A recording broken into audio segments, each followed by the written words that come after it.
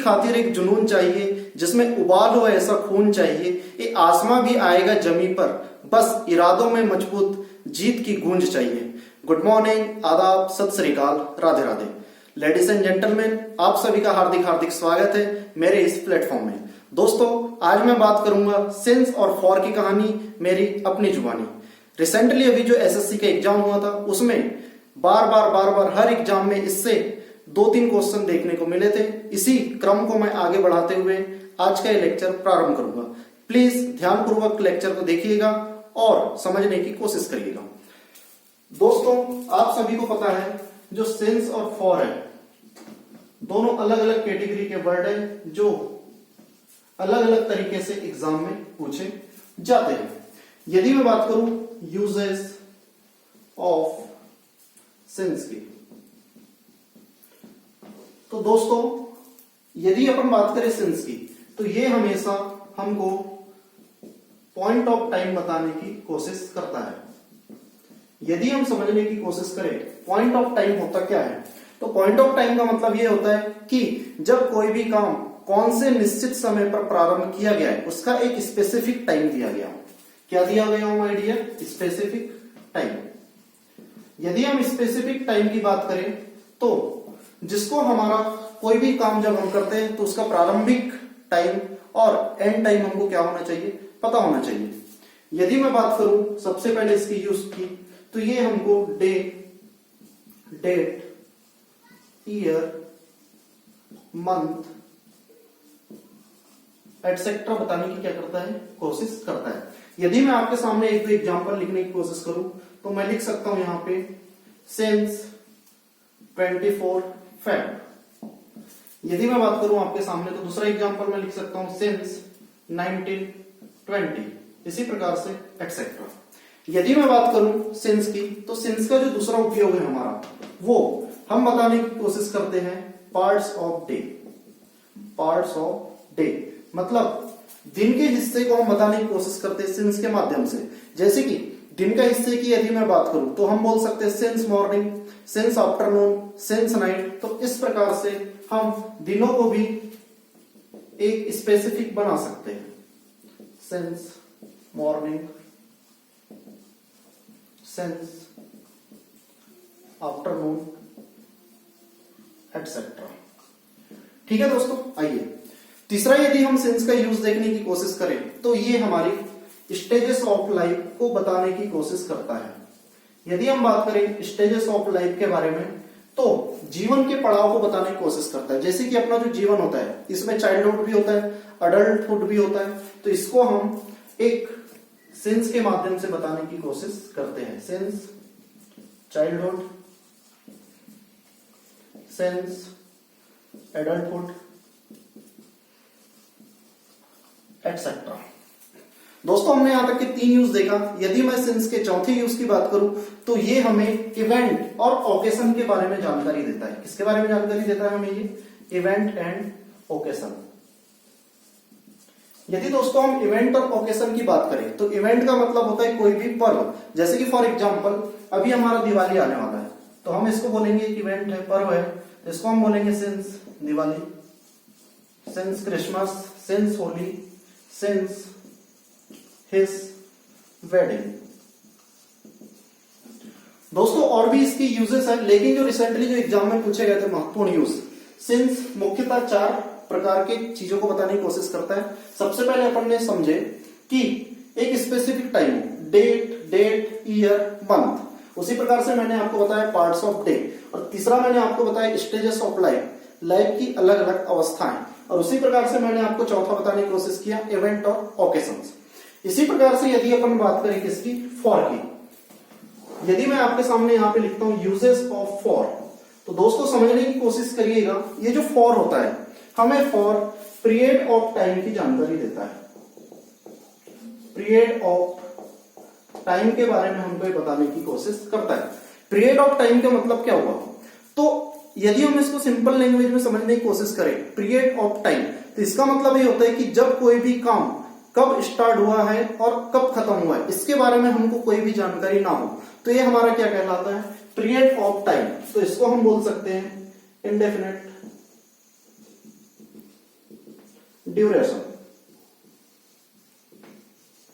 ठीक है, इसको हम क्या बोल सकते हैं, इंडेफिनिट ड्यूरेशन।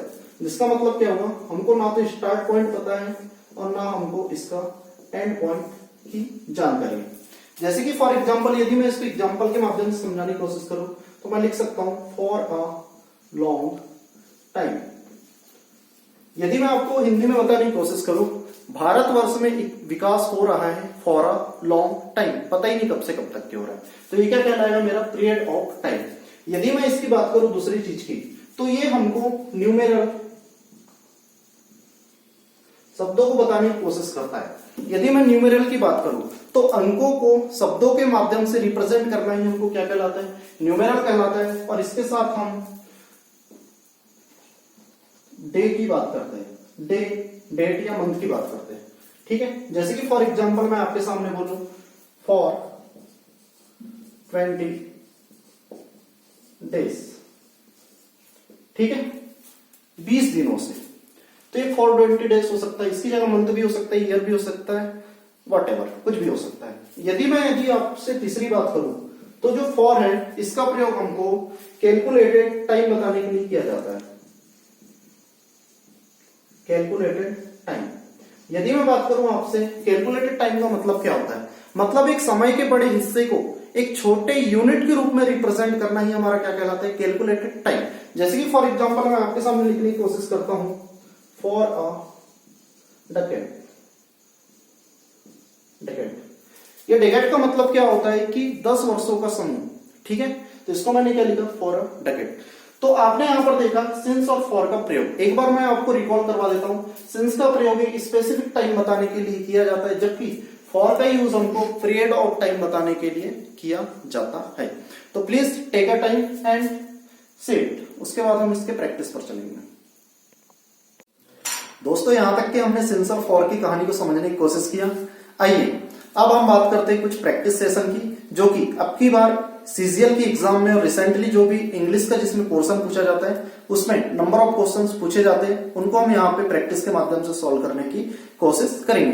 तो 1 बाय 1 आप लोग यहाँ पर ध्यान दीजिएगा और अपने माइंड पर आंसर सोचकर रखिएगा। आपके सामने जैसे कि यहाँ पे लिखा हुआ है ब्लैंक लास्ट फ्राइडे, इसका मतलब क्या हुआ कि पिछला फ्राइडे जो रिसेंटली पे गया हुआ है, मतलब ये क्या कर रहा है, आपको स्पेसिफिक टाइम बताने की कोशिश कर रहा है, स्पेसिफिक डे के बारे में बता रहा है। तो हम अभी समझे थे कि जब भी हमको स्पेसिफिक डे बताना है तो हम किसका प्रयोग करते हैं माय डियर, यहाँ पे सिंस का। तो आंसर हो गया हमारा सिंस लास्ट फ्राइडे। आइए सेकंड क्वेश्चन लिखा हुआ है blank the inauguration of his house. Inauguration का मतलब होता है मुहूर्त। यदि कोई व्यक्ति अपने घर का इनॉग्रेशन करता है तो एक स्पेसिफिक टाइम पे करता है, तो यहाँ पे स्पेसिफिक टाइम के रिगार्डिंग हम सिंस का प्रयोग करेंगे, ना कि फॉर का। तो यहाँ पे जो आंसर होगा हमारा वो क्या होगा, यहाँ पे since the inauguration of his house. अगला सेंटेंस लिखा हुआ है यहाँ पे ब्लैंक हिज बर्थडे। अच्छा मुझे आप बताइए, जब आप अपना बर्थडे बनाते हैं तो ये पॉइंट ऑफ टाइम होता है या ड्यूरेशन ऑफ टाइम होता है? तो स्वाभाविक सी बात है कि जिसका भी जो बर्थडे होता है एक निश्चित समय पर मनाया जाता है, निश्चित डेट पे, तो स्वाभाविक सी बात है इसमें हम किसका प्रयोग करेंगे, सिंस की बात करेंगे। तो आंसर हुआ सिंस हिज बर्थडे।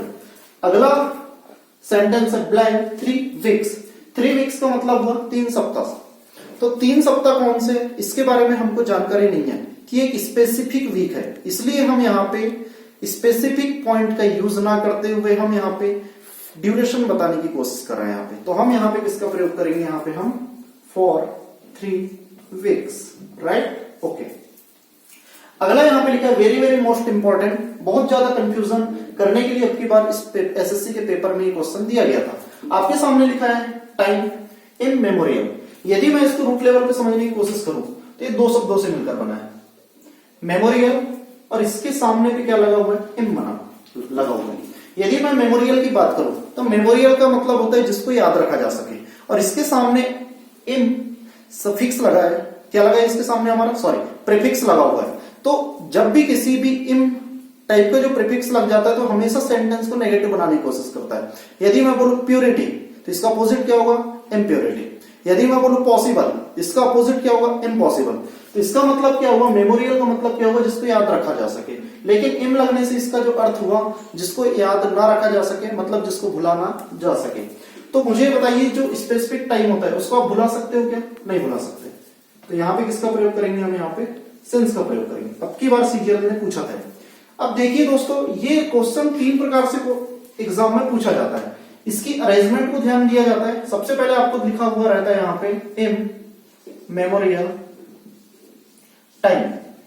तो याद रखना दोस्तों, इसमें जो वर्ड का कंसिडरेशन है, सबसे पहले हम टाइम को लिखते हैं, उसके बाद हम किसको लिखते हैं? इन मेमोरियल। ठीक है, तो यहाँ पे क्या आ जाएगा? Since time in memorial. ठीक है दोस्तों, चलिए। और इसी प्रकार से ये क्वेश्चन अच्छे एग्जाम में डैमेज करने के लिए दिया जाता है। ये जो टाइम लिखा है इसके साथ फालतू में एस लगा करके दिया जाता है टाइम्स, और यहाँ पे लिखा रहता है आपके सामने इन मेमोरियल। तो दोस्तों इसका भी ध्यान रखिएगा कि कभी भी हम टाइम के साथ एस का प्रयोग नहीं करते, ये गलत है कायदे से। तो यहाँ पे क्या हो जाएगा? Since time in memorial. Got it? ठीक है, उम्मीद है मुझे आपको यहाँ तक की समझ आया होगा। आगे मैं बात करता हूँ यहाँ पे ब्लैंक 2 days and 2 nights। स्वाभाविक सी बात है, यहाँ पे न्यूमेरल यूनिट बताई जा रही है और यहाँ पे आपको डे लिखा हुआ है। तो मैंने आपको बताया था जब भी कोई भी न्यूमेरल वर्ड आ जाए, न्यूमेरल का मतलब क्या होता है? अंकों को हम शब्दों के माध्यम से रिप्रेजेंट करने की कोशिश करते हैं। तो यहाँ पे हम किसका प्रयोग करेंगे? फॉर का प्रयोग करेंगे। Got it? चलिए आगे बात करते हैं यस्टरडे। यस्टरडे का मतलब क्या हुआ? जैसे कि आज मैं बोलूं आज टुडे, यस्टरडे का मतलब बीता हुआ कल। बीता हुआ कल अपने आप में क्या है? स्पेसिफिक है, इसलिए हम यहाँ पे किसका प्रयोग करेंगे? हम यहाँ पे सिंस का प्रयोग करेंगे। ठीक है, चलिए आगे लिखो है ब्लैंक एन आवर। आवर का मतलब घंटे। कितने घंटे से कुछ पता है क्या हमको? नहीं पता है, इसलिए हम यहाँ पे क्या करेंगे? फॉर का प्रयोग करेंगे। तो यहाँ पे क्या हो गया? For an hour. उसी प्रकार से यहाँ पे आवर्स लिखा हुआ है घंटों से, इसके बारे में भी हमको नहीं मालूम है कि ये स्पेसिफिक टाइम है, इसलिए हम यहाँ पे क्या करेंगे? For hours.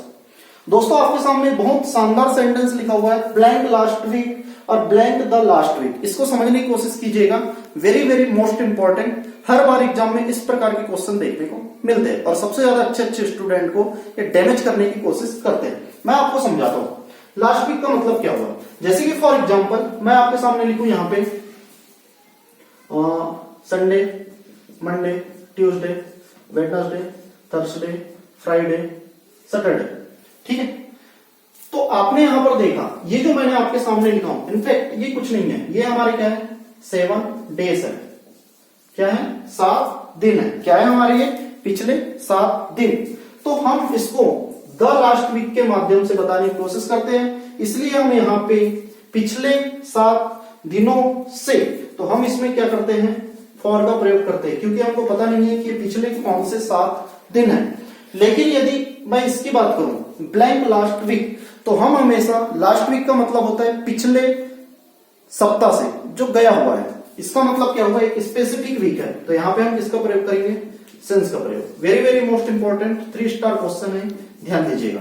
लास्ट वीक के साथ हम हमेशा किसका प्रयोग करते हैं? सिंस का प्रयोग करते हैं, जबकि द लास्ट वीक के साथ हम किसका प्रयोग करते हैं? फॉर का प्रयोग करते हैं। Got it? चलिए अगला एक सेंटेंस यहाँ पे लिखा हुआ है ब्लैंक सैटरडेज। सैटरडेज लिखा हुआ है, यहाँ पे क्या लिखा हुआ है? एस।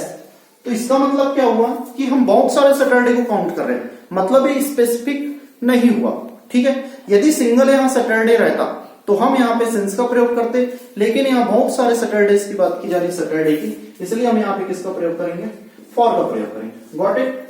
आई होप आप लोगों को सिंस और फॉर का लॉजिक समझ आया होगा। मैं आपसे उम्मीद करता हूं कि लेक्चर को 1 बार 2 बार नहीं 3 बार ध्यानपूर्वक देखिएगा और अपने मित्र मंडलों से शेयर कीजिएगा। बहुत ही इंपॉर्टेंट इंफॉर्मेशन है दोस्तों। यदि आपको ये वीडियो पसंद आता है तो लाइक करें, कमेंट करें, शेयर करें और सभी साथियों को इस वीडियो को पहुंचाने की कोशिश करें। जय हिंद, जय Bharat. Wish you best of luck for your bright future. Thank you.